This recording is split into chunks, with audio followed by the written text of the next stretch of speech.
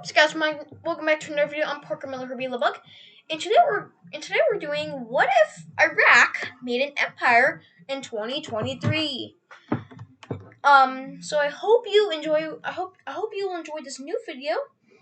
This is being uploaded just right after the last what if Japan made an empire. So this will be released next Sunday. So I hope you don't mind. I'm gonna be busy that day, so I decided to make this in advance. But I really hope you enjoy this video. And so let's begin. Beginning the war, beginning with Iraq's expansion, they attack Kuwait, being the weakest and smallest neighbor of Iraq. With this, they launch an invasion, and this does not last long. And also no alliances exist. You probably already know the drill about that. And so yeah, with that, Iraq has become a tiny bit larger. But the most important thing about this is that it gives them a better sea access to the Persian Gulf, and their plan is to ultimately take over the entire Persian Gulf and become the richest nation in the world. With this, Iraq finishes off all of its instabilities and launches a massive invasion of Lebanon and Syria. With this, both Lebanon and Syria have just recovered, which are just beginning to recover from their wars. Well, Iraq has been recovering for years at this point. Would launch a new invasion and launch.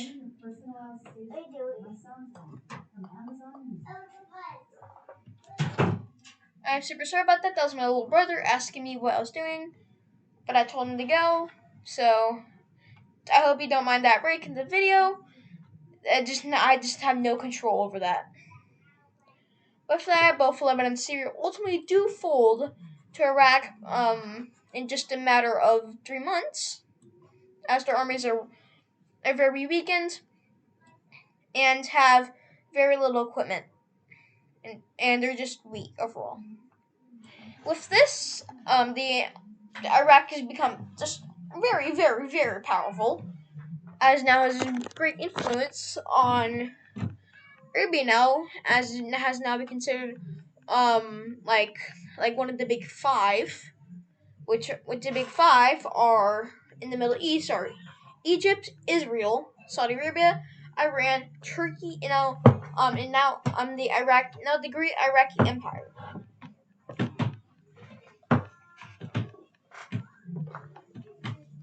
Iraq at this point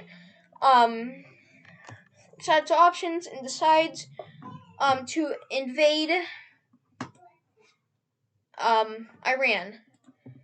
This does lend support from basically everybody else in the region, but Iran's allies do try to supply it. Iran, they do know a major weakness of Iran though. Their oil fields. They're one of these oil fields, and they're basically all located in the south. They just quickly capture them, which is basically when they're a vital resource for the Iranian army to say I'm gone.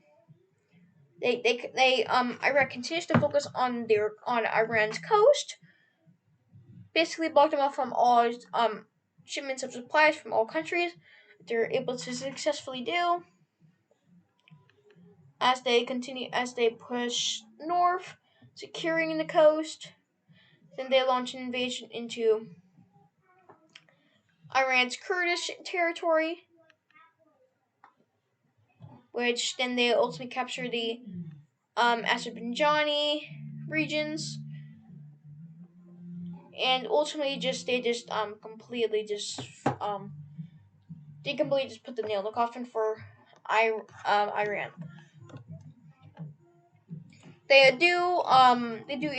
are able to capture the entire Iran does surrender, ultimately ceding over all of this land.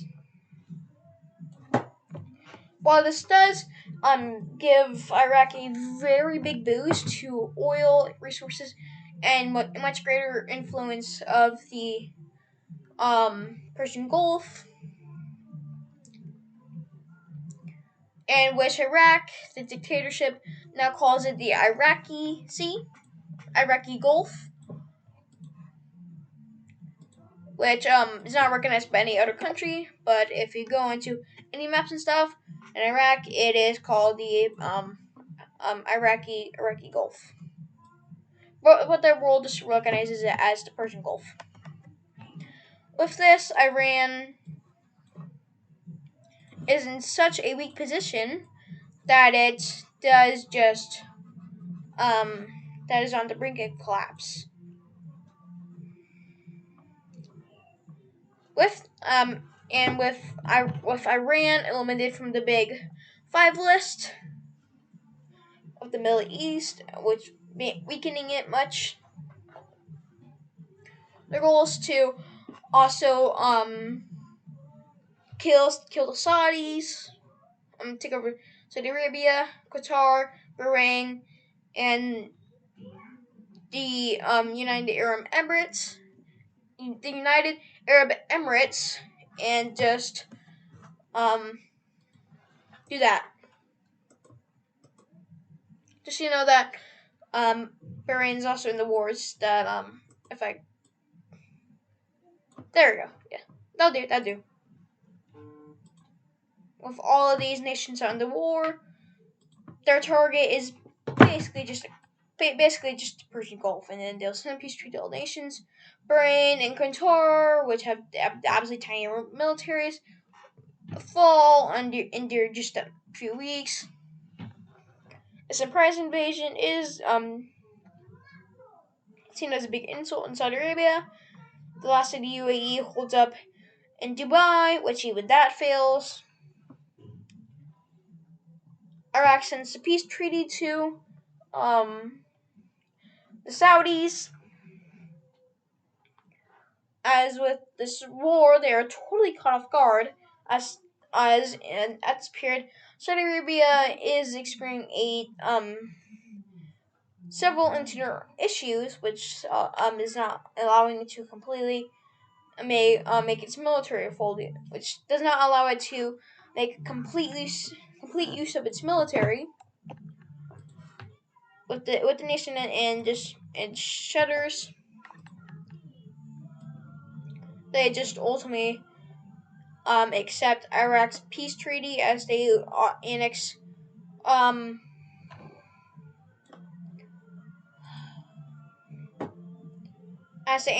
all occupied regions.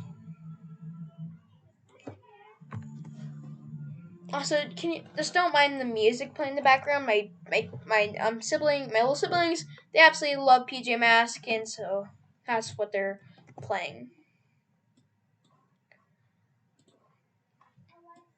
So with this,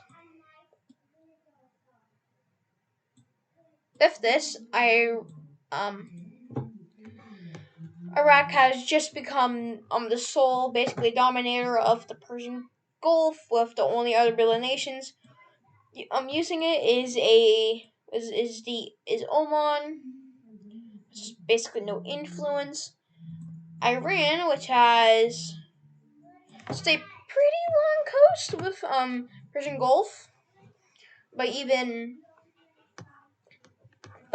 with the nation in shudders,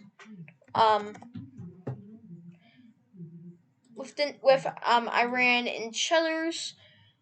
They don't really there's not much competition coming from